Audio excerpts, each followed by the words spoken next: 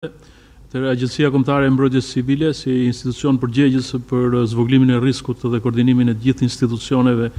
në nivel kombëtar në rastin e menaxhimit të emergjencave civile dhe të fatkeqësive natyrore është vënë më njëherë në dieni për problematikën e krijuar në bllokimin e aksit rrugor Librazh-Prenjas dhe më njëherë ka komunikuar dhe ka vijuar kontaktet intensive me autoritetin rrugor si institucioni kryesor i drejt për drejt i menaxhimit të kësaj situate, duke pasur parasysh që një nga misionet kryesore të mbrojtjes civile është pikërisht jeta dhe shëndeti i qytetarëve, janë vënë në dieni dhe kemi komunikuar pothuajse në mënyrë të drejt për drejt mediatike apo dhe në komunikim me të gjitha strukturat vendore, duke angazhuar dhe ngritur në gatishmëri të plotë strukturat e emergjencave në nivel vendor, rajonal dhe kombëtar. Qendra Kombëtare e Emergjencave Civile është tashmë në gatishmëri të plotë 24/7 për të komunikuar drejt për drejt për të gjitha nevojat që do të ketë ky komunitet përreth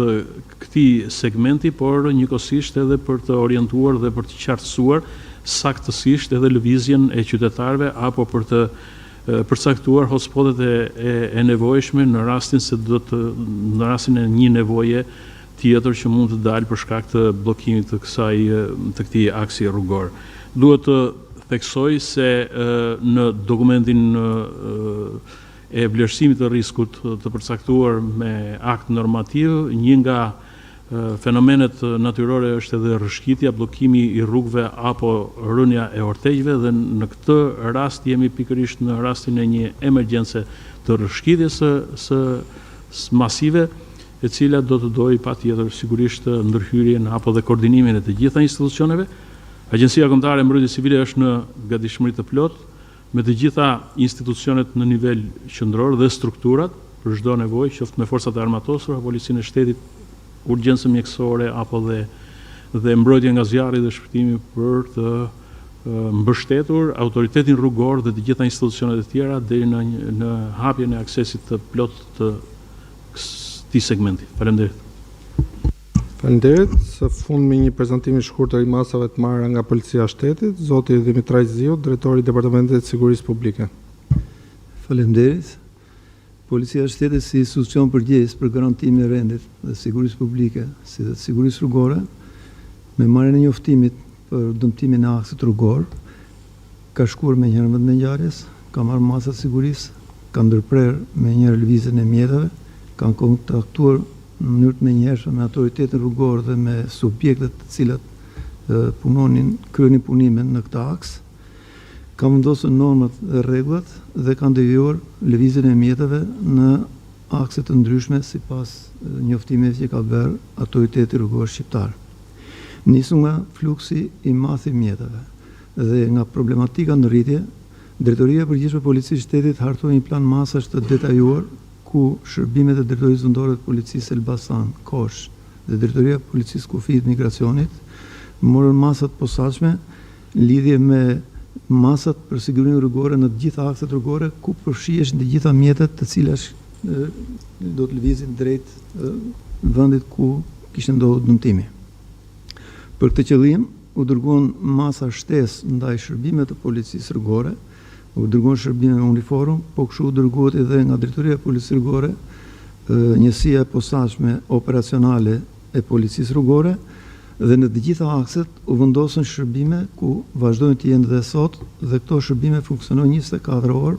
pa ndërprerje për të garantuar një siguri rrugore dhe një normalitet për të gjithë qytetarët që lëvizin drejt këtyre akseve. Drejtoria e Policisë Migracionit dhe Kufirit ka marrë masa dhe orienton nëpër pikat e kalimit kufitar të gjithë përdoruesët e mjeteve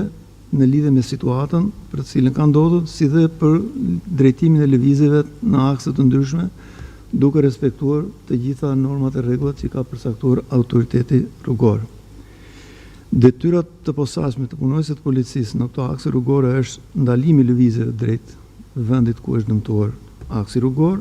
orientimi i drejtë i lëvizjes dhe sipas njoftimit që ka bërë autoriteti rrugor shqiptar, zbatimi i kërkesave të kodit rrugor. Unë dua të përfitoj edhe nga rasti këtu që t'i bëj një thirrje drejtuesve, përdoruesve të mjeteve që të jenë të qetë dhe të zbatohet të gjitha rregullat dhe normat që janë vendosur nga autoritetet rrugor, shqiptar dhe nga policia e shtetit. Ju bëjmë me dije se policia e shtetit garanton siguri dhe ka prezencë në punonjësët e policisë në të gjitha aktet rrugore dhe në të gjitha vendet ku janë me risk. Po kështu, kërkoj që nga çdo qytetar apo drejtues mjeti për çdo problem që mund të ketë të njoftojë te 112, pasi ne i kemi të gjitha kapacitetet për të gjetur në kohë dhe për zgjidhjen e situatës. Ju falenderoj. Faleminderit. Në vijim të prezantimit nga gjithë drejtuesit e institucioneve, janë vetëm një pjesë e institucioneve të angazhuara që lidhur me adresimin e kësaj problematike, mund të vijojmë me pyetje nëse ka.